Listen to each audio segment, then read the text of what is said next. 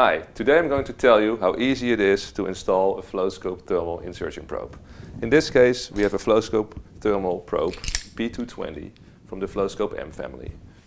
As you can see, we have a cartridge. This is the cartridge. It has a safety coupling here.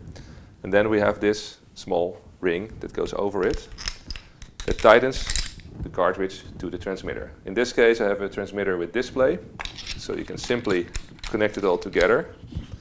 And then your flow meter is ready to use and ready to install. You can also note here on the cartridge there is a flow indicator that shows you the positive flow direction, and there is a ruler on it that shows you the insertion depth. So let's take a look here. We have an imaginary pipe here with a bell valve, so it's a pressurized compressed air system. You can put on the probe like this. You can use sealant or Teflon tape here to seal it off. In this case I don't do that.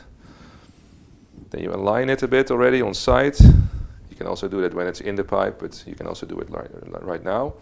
Then open the valve and push the probe in the pipe until you reach the middle. And you can check that with the ruler again on the probe. When you're done, you tighten the nut. You can use a wrench to give it a more extra tightness. And then the probe is ready to use. Install power, and you can do your audit, or you can connect it to your building management system. So that's it. Easy, quick, lightweight, designed with you as a professional air auditor or professional user in mind. Thank you for watching. See you next time.